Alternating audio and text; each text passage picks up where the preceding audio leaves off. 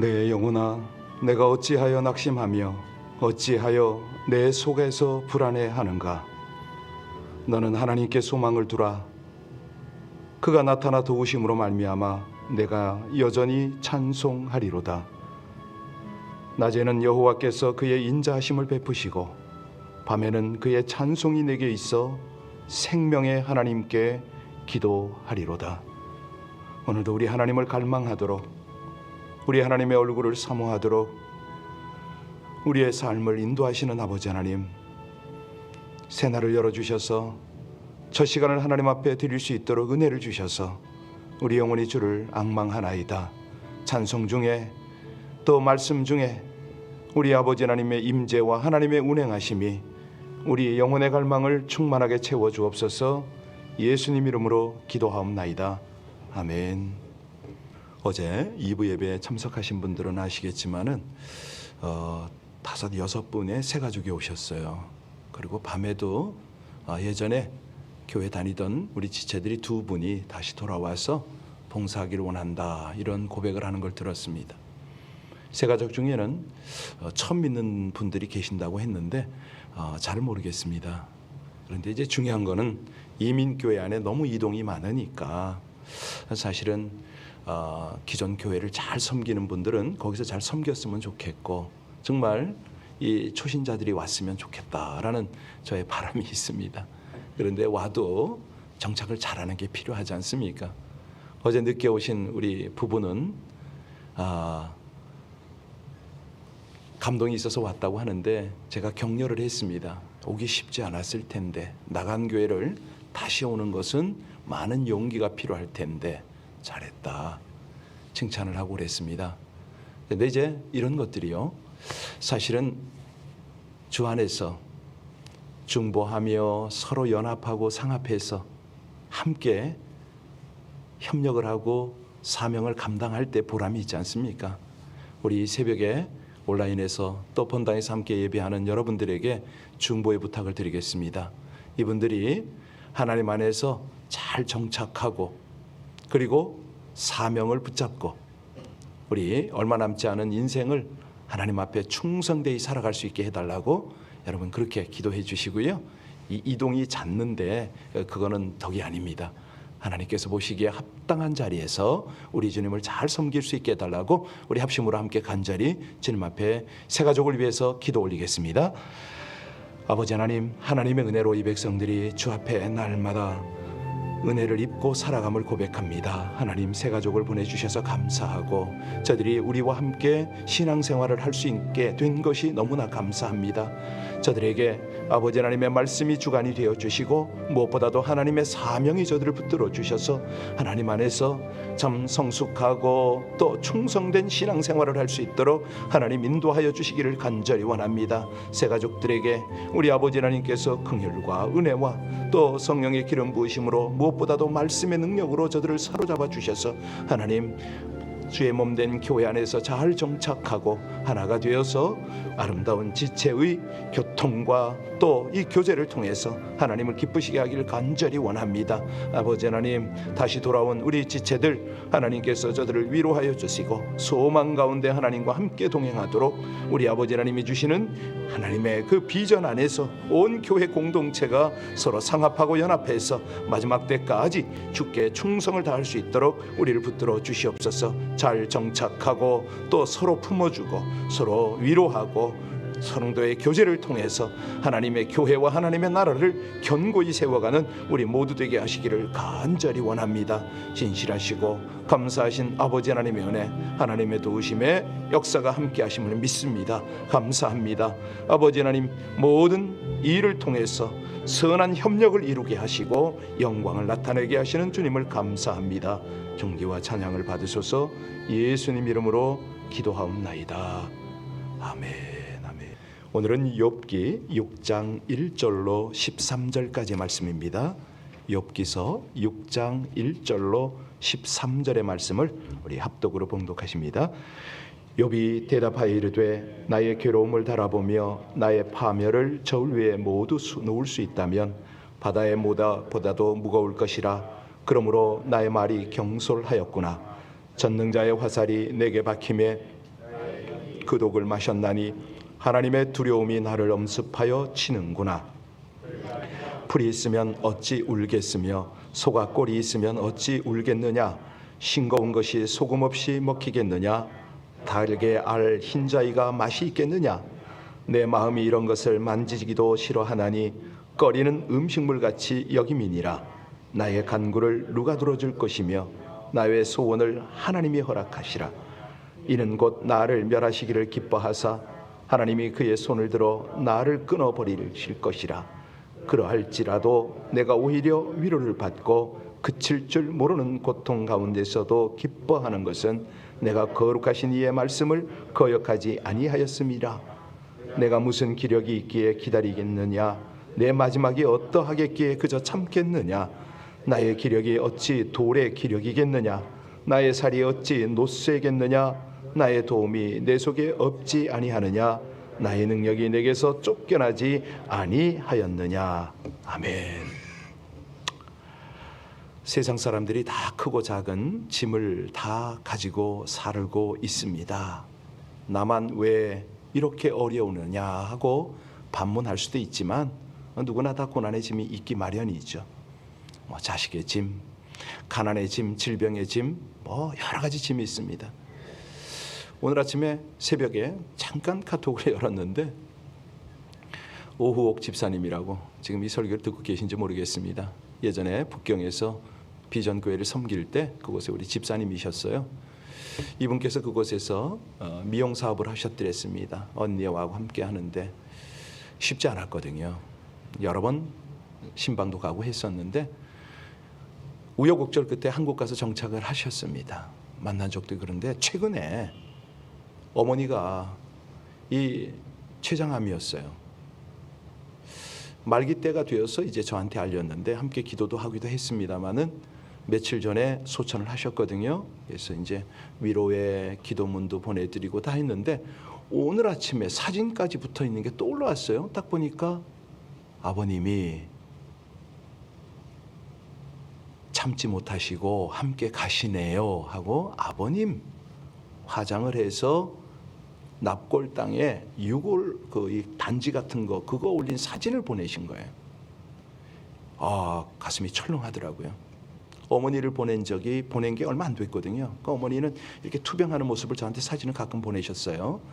이게 그 워커로 밀고 다니는 장면이라든가 병실에 누워 계신 장면이라든가. 그래서 함께 기도하고 그랬었는데 며칠 만에 아버님이 가셨다. 이 얘기를 딱 들으니까 무슨 위로를 어떻게 보내야 되지? 아침에 막혀서 그래 이제 새벽 기도는 해야 되고 몇 자 간단하게 적어서 보냈습니다. 그러면서 이게 참된 위로가 되지 않을 텐데 형식인가 이러고 지금 올라온 거예요. 사실 이런 고난이 우리 그리스도인들에게 찾아옵니다. 크고 작은 짐들이 있고요. 우리 삶에 탄식이 있는 거죠. 그래서 우리가 할 수 있는 것은 하나님을 의뢰하고 기도하는 거 아니겠습니까? 하나님 벗어나게 해 주십시오. 해결해 주십시오. 이 멍에를 벗겨 주십시오. 하나님께서 긍휼을 베풀어 주십시오. 우린 이런 기도를 하는데 오늘 본문은 이제 엘리바스의 그 아주 조언에 이어서 욥의 탄식입니다. 우리가 잘 아는 대로 지금 욥은 무거운 시련을 겪고 있는 중 아닙니까? 견디다 못해 한탄하는 것이 오늘 본문의 1절인데요. 자, 1절을 다시 한번 봉독합니다. 1절, 2절입니다. 욥이 대답하여 이르되 나의 괴로움을 달아보며 나의 파멸을 저 위에 모두 놓을 수가 있다면 라고 탄식을 합니다. 바다 모래보다 더 무거울 것이다. 사실 사람들은 눈에 보이는 결과로 쉽게 판단을 하잖아요. 보이지 않았던 과정까지도 내가 마음대로 판단을 합니다. 욥이 고난을 당하니까 엘리바스가 욥을 판단을 해버렸어요. 죄를 지었다는 거예요. 단정을 한 거죠. 나름 온 힘을 다해 하나님을 경외하고 말씀을 지키며 살아왔던 욥은 이 엘리바스의 비판과 조언을 들은 후에 자신의 비통한 심정을 드러내는 것이 오늘 본문입니다. 우리 다시 2절과 3절을 봉독하겠습니다. 나의 괴로움을 달아보며 나의 파멸을 저울 위에 모두 놓을 수 있다면 바다의 모래보다도 무거울 것이라. 그러므로 나의 말이 경솔하였구나. 지금 자신의 괴로움이 얼마나 무거운지 해변의 모래에 비유를 하고 있습니다. 그러니까 낙심이죠. 억울함이죠. 욥은 자신의 이 고통이 그냥 어떤 이제 4절부터도 쭉 보시면은요, 소금 없이 싱거운 음식을 먹는 것 같다 이런 고백을 하잖아요. 그러니까 고난을 벗어날 수만 있다면 죽음도 마다하지 않겠다는 말을 불평 섞인 어조로 쏟아내지 않고는 견딜 수 없는 이제 이런 상태까지 가버린 겁니다. 왜? 환난이 너무 무거우니까. 그 때문에 자신의 말이 정제되지 않고 거칠었다. 이것도 나중에 인정을 해요. 사실은요, 이런 내용을 가만히 보면은 타인의 고난을 나의 불편함보다 못하게 여기는 것이 우리 인간의 본성 아닌가? 이런 게 느껴집니다. 여기 욥은요, 자신의 친구들에게 어떤 걸 기대했겠습니까? 목사에게 기대하는 게 뭐죠? 자신의 고통을 조금이라도 이해해 주길 바라잖아요.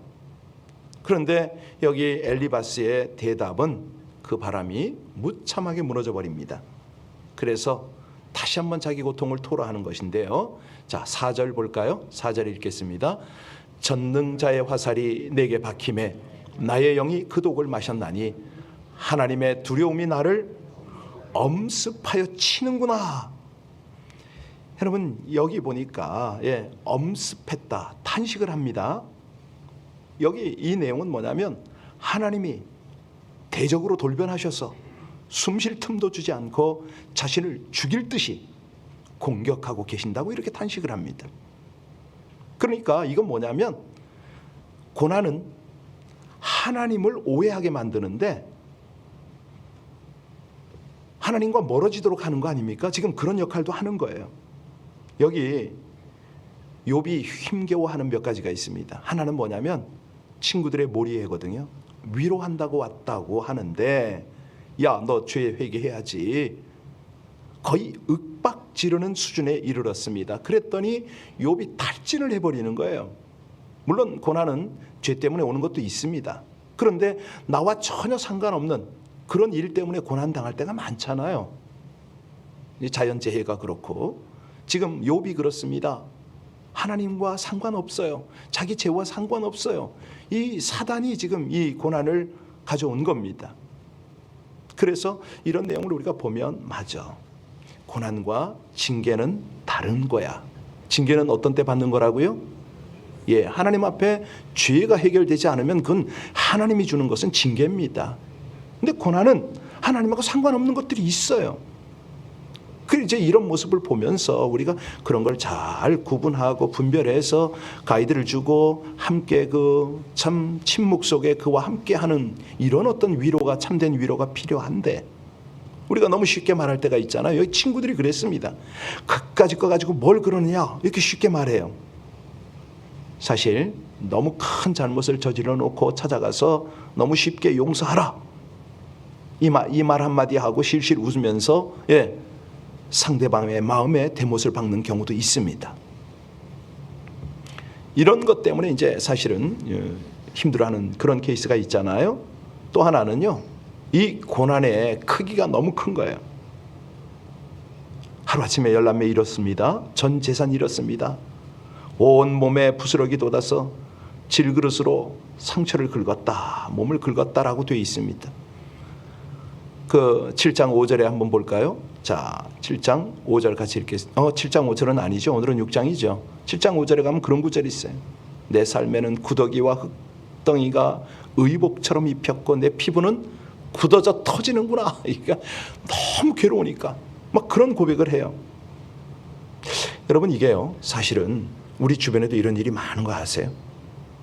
우리 어제 보셨지만 백수만 장로님도 정말 이 파킨슨으로 26년입니다. 이거 말이 그래서 쉬워서 그렇지 이거 보통 분 아니거든요. 지금은 몸을 잘 추스리지 못하고 너무너무 힘드시잖아요. 네, 우리가 해드릴 수 있는 게 뭘까요? 주일마다 빠뜨리지 않고 안수기도 하려고 애를 쓰고는 있는데 그거 가지고 그분에게 위로가 될까요? 지금 온라인에 계실지 모르겠는데 우리 이정순 전도사님 신장 투석을 날마다 하고 계시고 정말 허리가 약해서 일어날 수도 없고 이런 상태에 계세요. 사실 이런 분들을 이렇게 보면요, 마음이 아립니다. 한결같이 하나님 사랑하시는 분들이거든요. 두 분 다. 정말 남은 생명을 어떻게 하면 하나님께 드리지 못해서, 모든 것을 쏟지 못해서 그렇게 이분들이 최선을 다해서 살아가시는 분들이거든요. 그런데 몸이, 육신이 마음대로 움직이질 못하니까 사람들에게 의지하고 살아갈 수밖에 없으니까 얼마나 답답하시겠어요. 얼마나 힘드시겠어요. 자, 여기 욥의 고난 기간은 사실은 너무 길었습니다. 미래가 보이지 않습니다. 길이 보이질 않아요. 정말 언제까지 이러고 있어야 되느냐? 앞이 막막하고 갑갑하죠. 캄캄하죠. 잠깐이면 이건 견디지 않습니까? 그런데 길어지면요, 불안해집니다. 자, 사실 순교도 똑같거든요. 이게 창의적 접근 지역에서 사역을 하다 보면 공안 당국에 붙잡히기도 하고 여러 가지 일을 당하는데, 사실 그러더라고요. 저 같은 경우에도 아니, 공안이 붙잡으러 온다고 그러는데 붙잡아 가지. 밤새 안 오는 거예요. 너무 지치더라고요. 가족들하고 무슨 회의를 하고 대책하고 다 했는데, 기도도 하고 예배도 하고 다 했는데 안 와. 순교자가 그렇습니다. 빨리 죽여주면 순교자가 나올 수가 있어요. 그런데 순교하면 영웅이 될까 봐 쉽게 죽이질 않습니다. 오래 질질 끌고 갑니다. 왠지 아세요? 항복을 시켜야 되거든. 신앙을 포기시켜야 되거든요. 오늘 5절에 여러분 보셨는데, 풀이 있는데 나귀가 울겠느냐, 꼴이 있는데 소가 울겠느냐라고 질문합니다. 하나님이 욥의 필요를 채워주셨다면 역시 나도 울지 않을 것이다, 이 고백 아닙니까? 이 욥이요, 무엇보다도 힘든 것은 뭐냐면 이 고난의 원인을 알지 못하는 거였어요. 그렇지 않습니까? 아무리 생각해봐도 내가 이런 큰 재앙을 당할 만큼 죄를 짓지 않은 것 같은데, 그 잘못이 없는 것 같은데 이유를 모르는 고난을 당하고 있는 거예요. 그러니까 힘이 들죠. 끝이 보이질 않죠. 여러분, 운동하시는 분들 다 경험하시잖아요. 내가 얼마를 걷겠다, 뛰겠다, 목적을 딱 두고 거기 다다르면 힘들어도 지쳐도 해내잖아요. 그런데 이게 끝도 한도 없으면, 행군을 할 때도 우리 그런 거 느끼거든요. 자, 내가 태어나지 않았더라면, 잉태하였다고 즐거워하던 날, 그날 내가 죽었더라면, 그 밤에 내가 잉태되지 않았다, 하여튼 이런 한탄을 할 수밖에 없었던 겁니다. 사실요, 이거는 굉장히 자연스러운 건데, 이것을 우리가 욥이 신앙이 약해서 이렇게 할 필요는 없습니다. 하나님은요, 우리가 무슨 예수님의 반열에 오르고 이렇게 원치를 않으세요. 우리가 무슨 삼위일체 하나님의 경지에, 이건 아닙니다. 우리가 아플 때는 아프다고, 예수님도 십자가에서 막 부르시잖아요. 그렇게 하길 원하시죠.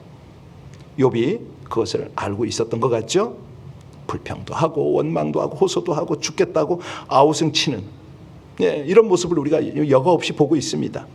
자, 욥도 인간이라는 거죠. 이제 11절로 13절을 같이 보겠습니다. 11절로 13절을 보면요, 욥의 기력이 고갈이 됐네요. 같이 읽겠습니다. 내가 무슨 기력이 있기에 기다리겠느냐, 내 마지막이 어떠하겠기에 그저 참겠느냐, 나의 기력이 어찌 돌의 기력이겠느냐, 나의 살이 어찌 노쇠겠느냐, 나의 도움이 내 속에 없지 아니하냐, 나의 능력이 내게서 쫓겨나지 아니하였느냐. 아멘입니다. 사람은 고난이 지속이 되면 견디기가 쉽지가 않습니다. 그런데 더 견디지 못하는 것은 하나님이 나를 외면하는 것 같다라고 느낄 때, 이때는 정말 힘들죠. 하나님의 도우심이 없이는 우리가 어찌 버팁니까? 기력 떨어지고, 인내 없어지고, 용기 사라지고, 이게 이제는 머리도 안 들어간다는 거예요. 지혜도 없다는 거죠. 이 고백을 하는 욥은 극심한 고통 속에서 슬픔과 탄식을 드러내고 절망을 했습니다. 자, 이 절망이 어디까지 갔다고요? 하나님 앞에 내가 죽겠습니다, 죽었으면 좋겠습니다 라고 이까지 나간 거예요. 사실 이거를 지킬 수 있는 사람이 몇이나 될지는 모르겠습니다. 사실요, 이 세상에 믿음을 잃지 않고 격려해주는, 믿음을 잃지 않도록 잘 고난을 견디도록 격려해주는 그런 사람, 너무 필요한 이런 세상이 되고 있잖아요. 우리가 잘 압니다. 세상에요, 악인들이 어떤 때는 더 잘 되는 것 같아요. 뻔뻔스럽게 살아가요. 더 건강하고 풍부하고 형통하고 성공하기도 합니다.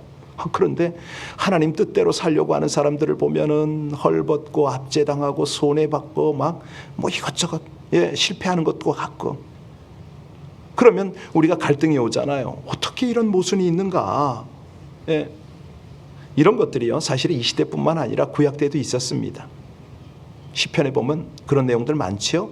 나는 거의 넘어질 뻔하였고 나의 걸음이 미끄러질 뻔하였고 내가 악인의 형통함을 보고 오만한 자를 질투하였습니다. 그러니까 뭐 시대를 구분하지 않고 이런 일들은 계속 있어 온 거죠.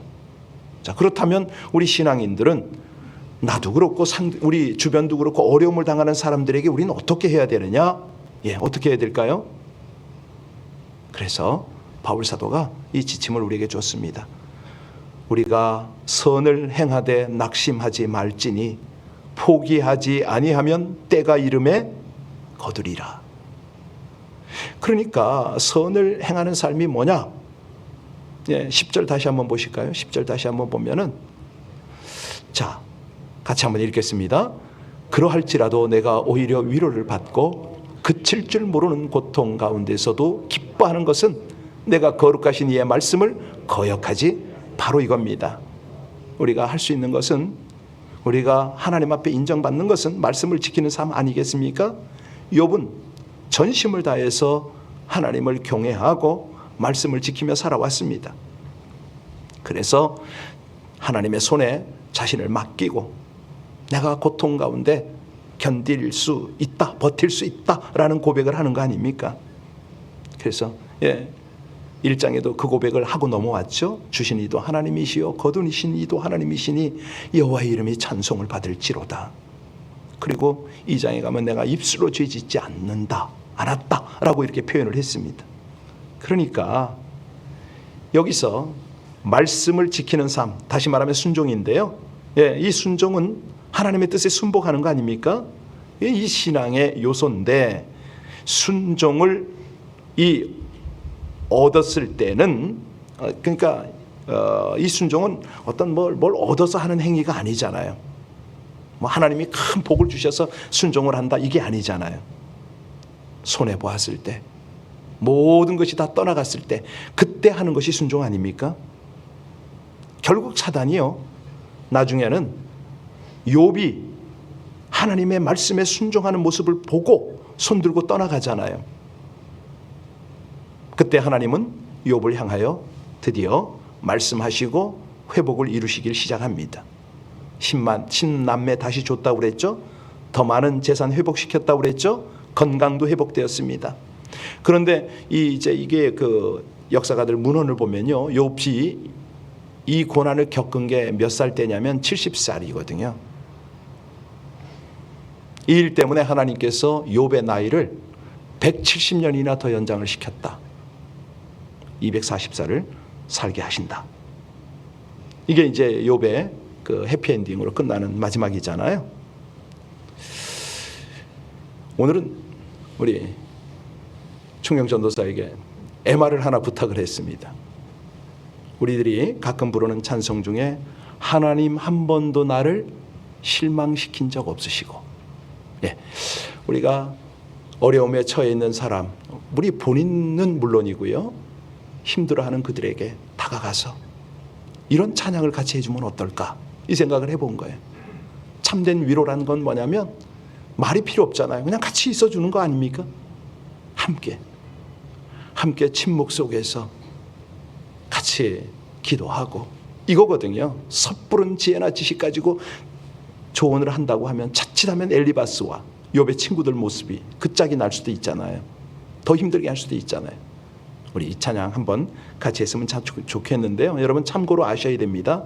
이 찬양을 만든 작사가의 그 내용을 보면은요, 이분이 하나님으로부터 한 번도 실망을 느껴보지 않은 것처럼 지금 표현을 하거든요. 그런데 아니에요. 이 작사자는요, 어린 딸이 어느 날 시름시름 앓다가 죽었습니다. 사망했습니다. 사실 부모의 입장에서 보면 눈에 넣어도 아프지 않는 딸인데, 그런데 하나님은 나를 실망시킨 적이 없다고 고백을 합니다. 왜일까요?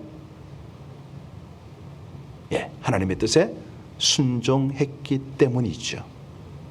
참된 위로는 하나님께로 받아야 되는데, 그 위로는 하나님만이 주실 수가 있는데, 위로를 받을 때는 아무리 고난이 와도 순종으로 우리는 드려져야 한다.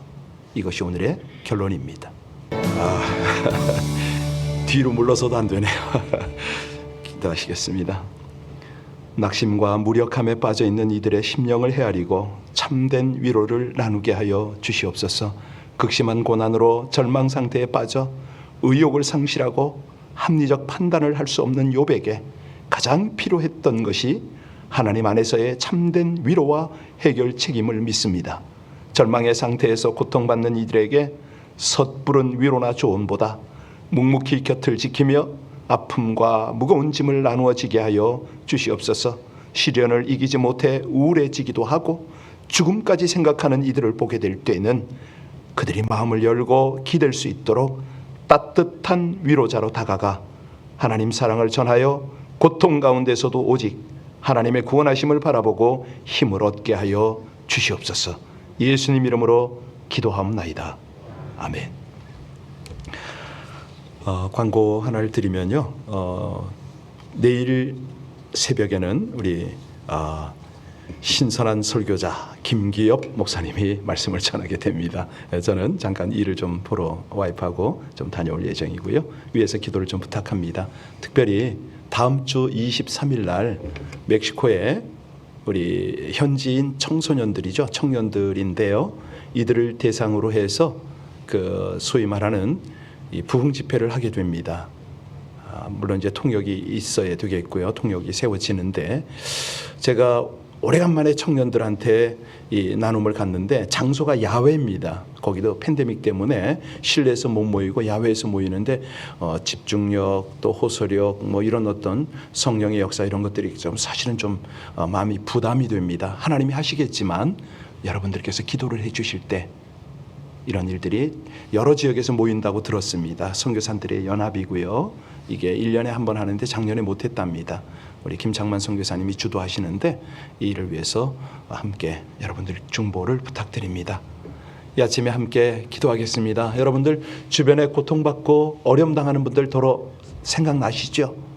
가족을 잃거나 또 재정적으로 또 자신의 건강을 잃어서 힘들어하는 그런 분들 계시고, 여러 사정, 말 못하는 사정 때문에 어려움 있는 분들이 있습니다. 하나님, 참된 위로자는 우리 하나님이십니다. 저들 가운데 함께 하시옵소서. 우리 아버지 하나님의 귀한 말씀이 저들을 주관하여 주시고 성령께서 저들의 마음, 저들의 영혼을 사로잡으셔서 하나님의 위로 속에 새 힘을 얻고 하나님의 사명 향하게 해달라고 우리 합심으로 함께 간절히 기도하고, 월요일날 하는 선교지 선교사님들을 위한 기도도 빠뜨리지 마시기 바랍니다.